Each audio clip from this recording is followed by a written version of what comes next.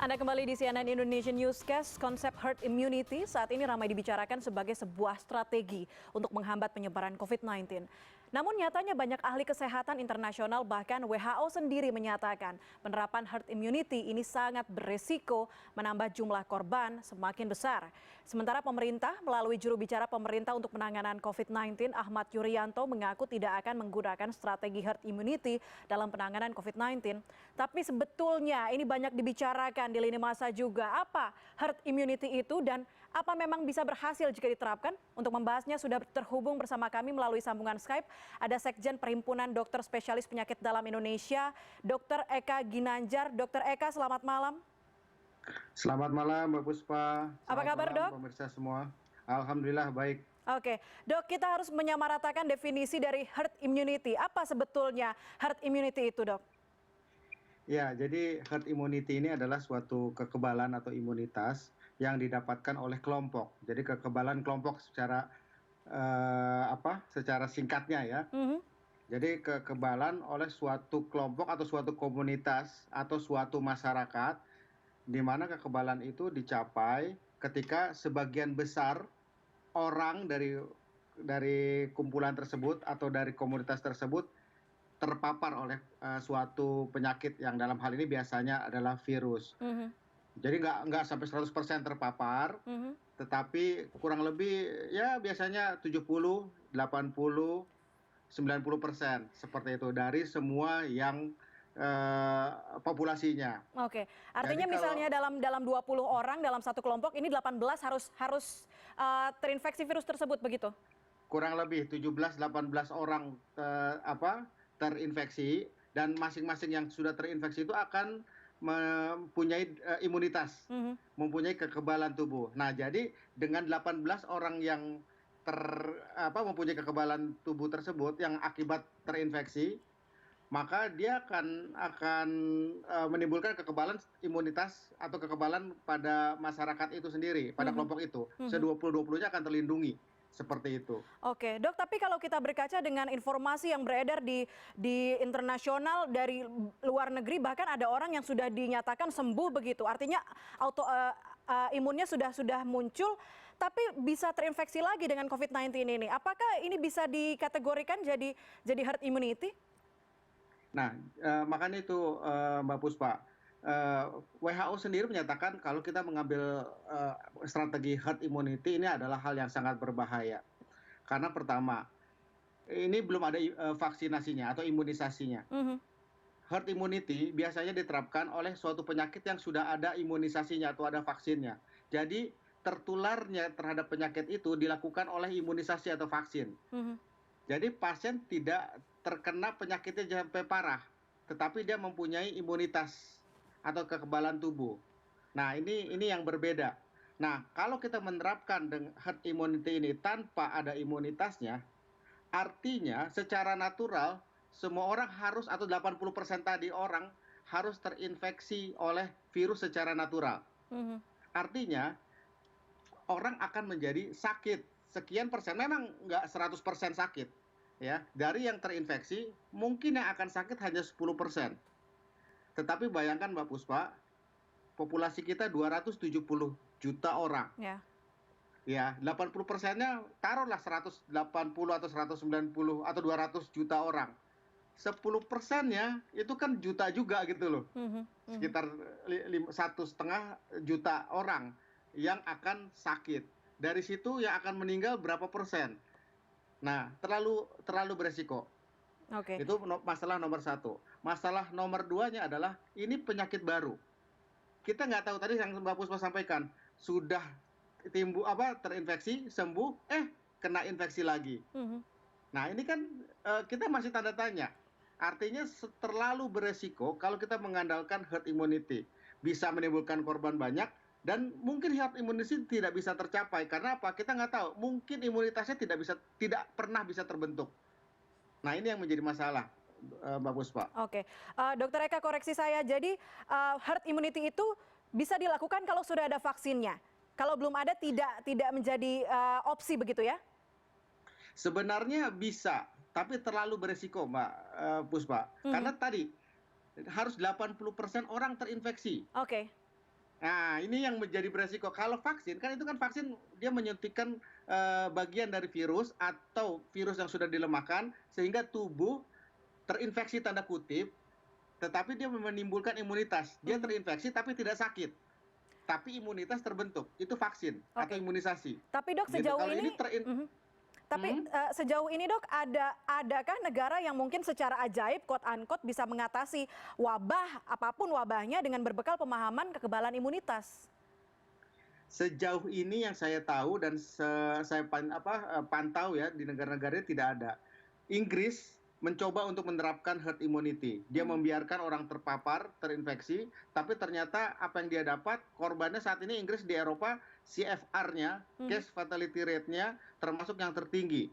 Bahkan bisa dibilang tertinggi. Memang total death-nya tidak setinggi Amerika misalnya, tetapi case fatality rate-nya dibandingkan dengan populasinya itu sangat tinggi. Jadi kita tidak mau seperti itu. Jadi Inggris dalam waktu 3 hari atau 1 minggu dia langsung berubah strategi jadi lockdown Oke.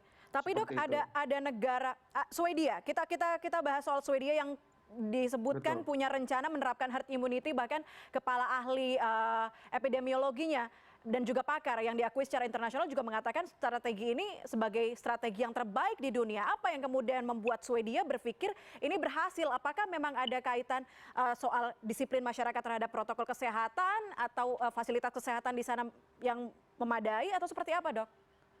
Jadi betul sekali. Saya belum mendalami apa yang dilakukan atau direncanakan oleh Swedia, Mbak Puspa. Mhm, Tetapi kalaupun memang herd immunity ini kita akan ambil sebagai strategi, maka kita harus siap dengan fasilitas kesehatan yang memadai. Kenapa? Karena ketika ada orang yang sakit, sekian persen, taruhlah 10% yang sakit ini menjadi kritis, itu harus tertangani dengan baik. mhm. Ketika kapasitas kesehatan, sistem kesehatan kita membaik bisa menangani itu semua, maka korban akan bisa ditekan. Nah, sekarang kalau pasiennya membludak, sedangkan sistem kesehatannya itu tidak baik atau kurang baik, maka akan menimbulkan korban yang akan banyak. Nah, mungkin Swedia kita tahu sistem kesehatannya lebih baik dibandingkan kita. Mhm. Makanya dia terlalu pede, apa ya bukan terlalu, dia bisa percaya diri lah Ya, ya. untuk bisa menerapkan sistem itu. Ditambah dia yakin masyarakatnya bisa disiplin. Oke, nah kalau di Indonesia Dok, kita tahu penyebaran fasilitas kesehatan di Indonesia nampaknya juga belum merata, masih di kota-kota besar, apalagi Betul, betul obat-obatan. sekali. Gimana Dok kemudian herd immunity ini kemudian diperbincangkan oleh masyarakat, ada ketakutan tersendiri, nantinya mereka mungkin bisa kena kapanpun virus ini tidak terlihat, tapi tidak didukung dengan fasilitas kesehatan yang baik di Indonesia? Betul sekali Mbak Puspa. Jadi saya yakin pemerintah memang sedang berusaha untuk bisa meningkatkan kapasitas kesehatan untuk menangani COVID ini. Tetapi kita tahulah apa yang terjadi di bangsa kita, di negara kita berbeda sekali. Jakarta bisa dihitung yang terbaik Mhm. punya sistem kesehatan. Tapi bagaimana dengan bandingkan dengan misalnya di Papua, bandingkan dengan di Palu atau di Maluku Utara di Ternate sana. Nah ini sangat berbeda. Pada kondisi normal saja sebelum terjadi pandemi COVID ini sistem kesehatannya sangat berbeda. Maksudnya kapasitas kesehatannya, kemampuan untuk menangani sangat berbeda. Ruang isolasi, ventilator, ruang perawatan, Mhm. ruang tekanan negatif, pemeriksaan, itu semua variabel-variabel yang harus disiapkan dan modalnya pasti akan besar. Jadi kalau menurut saya ini sangat beresiko kalau diterapkan di Indonesia. Oke, tapi di luar fasilitas kesehatan yang nampaknya juga sekarang diupayakan oleh pemerintah begitu, untuk memaksimalkan hal tersebut. Nampaknya juga pemerintah, membuat kebijakan yang berubah-ubah. Kemudian adanya relaksasi dari kebijakan sebelumnya, dari PSBB. Ini kan nampaknya mendorong masyarakat juga untuk melakukan aktivitas seperti biasanya tanpa menghiraukan, dan juga abai dengan protokol kesehatan yang harusnya dilakukan.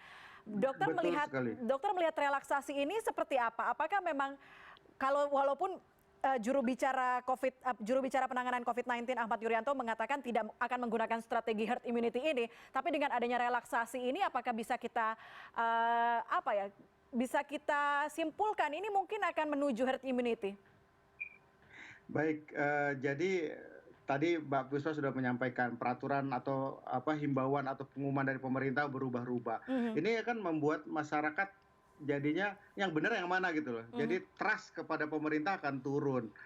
Nah, ini yang saya khawatirkan. Jadi nanti apapun yang disampaikan, misalnya, oke, pelonggaran, tapi harus protokol kesehatan. Protokol kesehatannya ini. Tapi karena berubah-ubahnya peraturan, maka orang bilang ini mana yang benar, Mhm. seperti itu. Nah, dengan tidak dipatuhinya itu, maka banyak hal yang bisa dilanggar dan rantai penyebaran akan menjadi tidak terkendali.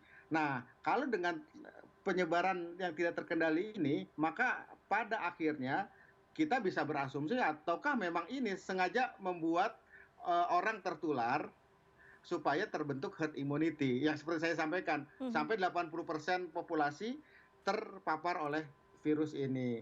Nah, ini yang menjadi orang menyangka bahwa oh, ini sebenarnya herd immunity memang Ya, walaupun jangan-jangan dibicarakan pemerintah tidak, nyuruh walaupun kita untuk melakukan ini semua supaya terjadi herd betul, immunity tapi begitu ya ya?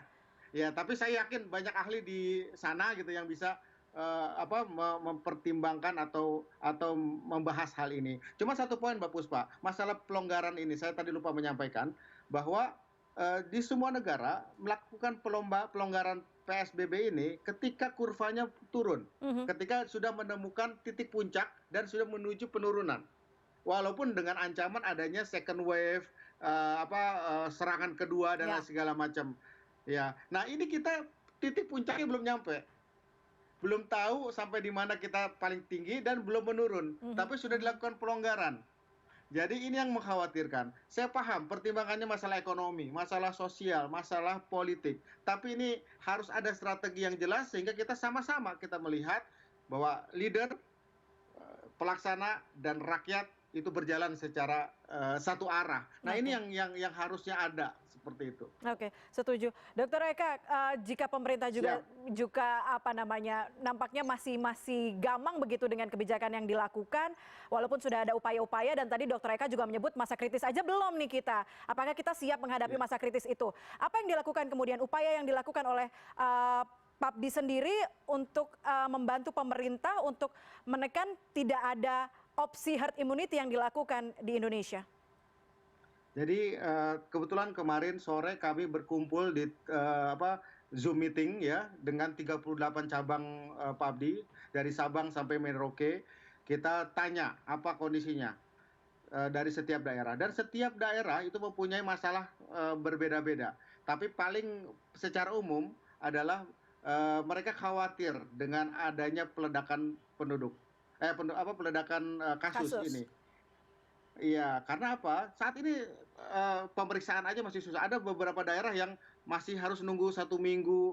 Ya, di satu provinsi harus nunggu kapal berkeliling dulu untuk bisa mendapatkan hasil PCR. Nah, sekarang poin-poin itu saja masih menjadi masalah, gitu.